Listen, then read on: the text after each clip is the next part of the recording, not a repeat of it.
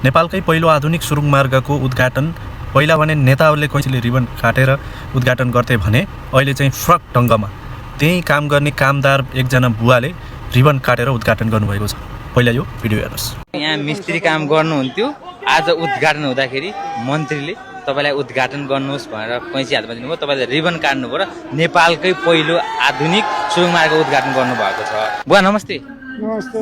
बुवा आज नेपालकै पहिलो आधुनिक सुरुङ मार्ग तपाईले उद्घाटन गर्नुभएको छ, मन्त्रीले तपाईको हातमा कैँची दिएर तपाईलाई उद्घाटन गर्नु भन्नुभएको छ, कस्तो अनुभव भइरहेको नि?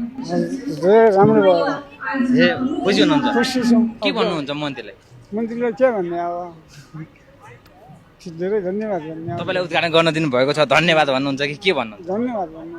तपाईले यहाँ लामो समय काम गर्नुभयो पनि भन्नुभएको थियो, कति भयो तपाईले यहाँ काम गरेको? 5-6 वर्ष भयो। 5-6 वर्षदेखि यहाँ काम गर्नुभयो। तपाईको घर चाहिँ कता हो? घर मेरो मुगु।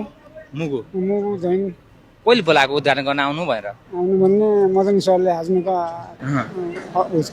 हाकिम उहाँले बोलाउनु भएको। बोलाउनु भयो। नेपालकै पहिलो हो यो सुरुङ मार्ग, तपाईलाई उद्घाटन गर्नुभएको छ। तपाईँ त यो सुरुङ मार्गभित्र कचेरी जानुभयो होला, आउनुभयो होला, किनभने यहाँ काम गर्नुभएको छ नि त।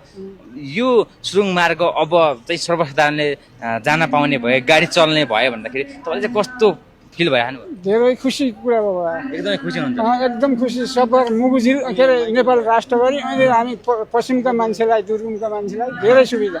अब जाने बाटो यही भनेको यहाँ मिस्त्री काम गर्नुहुन्थ्यो, आज उद्घाटन हुँदाखेरि मन्त्रीले तपाईलाई उद्घाटन गर्नुहोस् भनेर कैँची हातमा दिनुभयो, तपाईले रिबन काट्नुभयो र नेपालकै पहिलो आधुनिक सुरुङ मार्ग उद्घाटन गर्नुभएको छ। यो सरकारलाई के भन्नुहुन्छ अन्तिममा? धन्यवाद भन्ने, अरू के भन्ने। धन्यवाद। उहाँ बुवाको भनाइ अनि यो भिडियो हेरिसकेपछि तपाईँहरूलाई के लाग्छ कमेन्ट बक्समा कमेन्ट गर्न र सबैको सामु पुग्नको लागि चाहिँ एक सेयर गर्न चाहिँ नबिर्सनु होला है त।